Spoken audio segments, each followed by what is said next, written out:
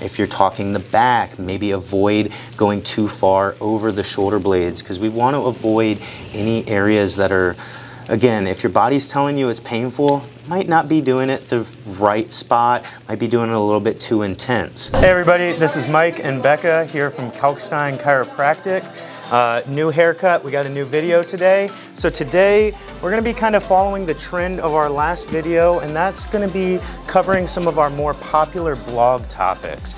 So today we're gonna be going two different videos. We're gonna cover lacrosse ball foam rolling and also foam rolling itself.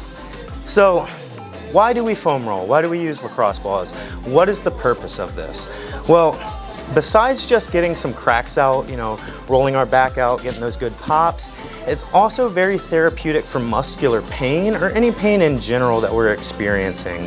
So we can kind of attack certain areas and really evoke the therapeutic change that we would get upstairs at our massage therapist's office. Only we can do it at home, we can do it here in the office. And it's not only good, again, for that pain relief, but it's also really good to open up the muscles, loosen some of the muscles. You know, if you're about to start a big workout, if you're about to get moving for the day, there's a lot of different miscellaneous reasons that we might be going over, again, the lacrosse ball or the foam rolling. Our article will talk about that a little bit more, but today we're just going to give you a little bit of a hands-on approach, kind of show you a little bit more than just text of what you should be looking for when we're doing those spots. So for this video particularly, we're going to focus on the on the foam roller, but we will have a section as well for the lacrosse ball, so make sure you look for that one if you want a little bit more of a focus, a little bit more of a specialized rolling experience as opposed to just the foam roller. So for today, Becca's gonna help us out, and we're gonna start out with foam rolling the back, one of the more common spots. So let's go ahead and have Becca hop down onto the floor, and we'll kind of have her between us here. So when we're starting out, we want to avoid particularly rolling over that lower part of the back that naturally your spine is gonna curve outwards. We wanna stay away from that spot. The lumbar spine, not very good to foam roll. We want to follow the curvature of the back. So we're going to start with our positioning kind of right above the lumbar spine there. Now watch Becca as she mounts on top of the foam roller. It's going to be a little bit more than just kind of lopping yourself onto it. We're going to go really slow with positioning. We're going to make sure that it's in that mid-back region, and then we can even push our hips up a little bit right here to kind of push our body weight a little bit more onto that foam roller. Now to start out with, Becca, let's go back with hips on the ground. To start out with, let's have everybody start in this position, because if you're a little bit more tight, a little bit more flared up, you're not gonna want that full body weight pressing against that foam roller. So what we're gonna do is we're gonna kind of walk out from our feet and really just cover that entire kind of mid-back all the way up until the shoulder blades. We're gonna even go a little bit over the shoulder blades. So Becca, why don't you go ahead and begin that process for us? And so again, we're gonna kind of have our arms either right here, we can even stretch ourselves out behind the back, but we're just gonna be really taking our time going from the shoulder blades where Becca is at now, all the way right there. Now, if you notice, Becca didn't go all the way to the hips.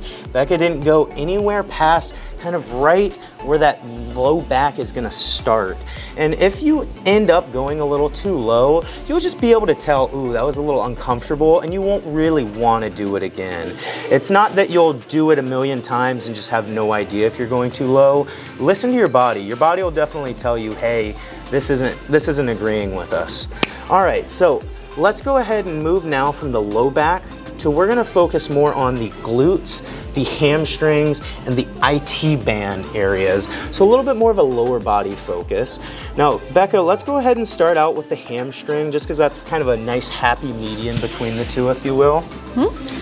So a lot of times, you know, we get some hamstring pain with being seated for a little bit too long. Might have some hamstring pain when you're walking as you hit that knee flexion and the hamstring starts to engage a little bit. So this will kind of focus a little bit more on that specific region.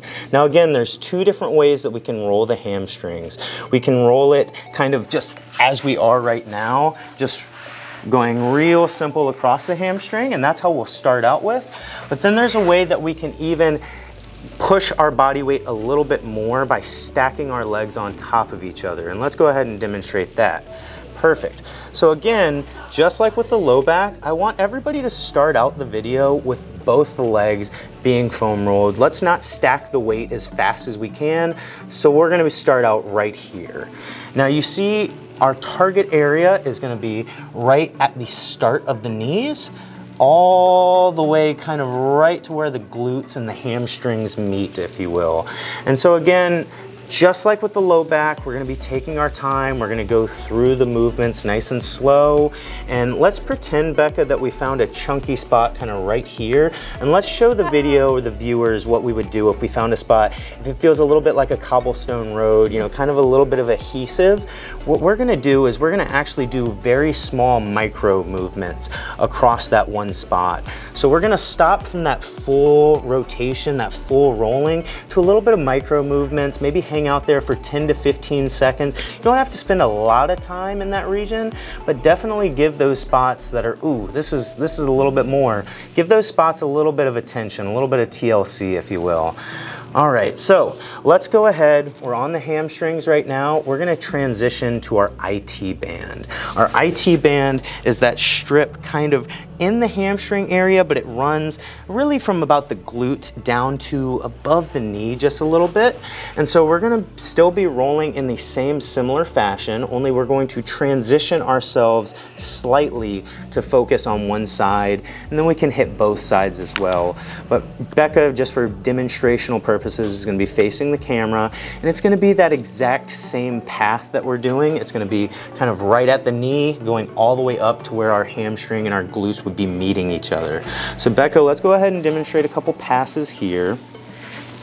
And so anytime we're doing any sort of foam rolling, we want to always go slow. Becca's doing a great job of demonstrating a nice controlled speed here.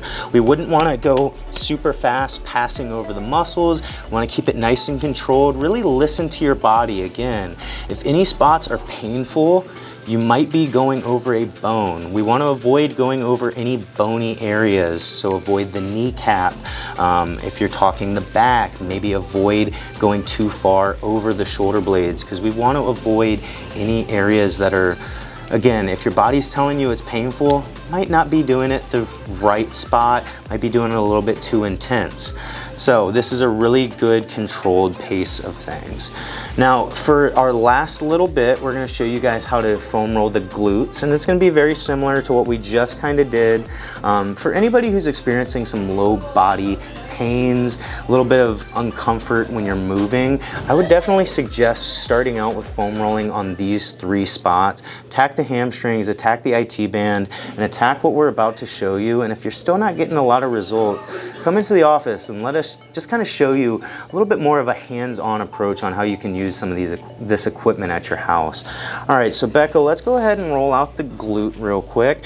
And now this one's gonna be a very small movement, because obviously when we're seated on top of the foam roller, there's not a whole lot that we have in terms of real estate.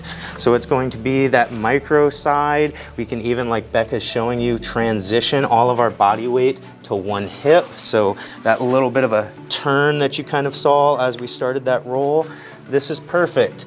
Same thing, spend 20, 30, even up to a minute on one side before you switch. You don't want to just get that real quick, like, oh, there's a crack, and then switch. We want to spend some good time, some good TLC here. Really consider this a mobility movement. Really consider all of the pros of having more flexible joints, having more flexible appendages before you go into a workout, before you go into your daily activities. It's going to be pros all around. So, like I said, that was a quick foam rolling tutorial. Our next section that we're going to cover is going to be on the lacrosse ball. So make sure that you check out that video. And hey, if you have any specific areas that we didn't cover that you know foam rolling is good for, go ahead and leave a comment and let us know about that as well. And we'll do that for the next video. All right, guys. Well, like I said, this is Mike. Becca, we'll see you on the next one.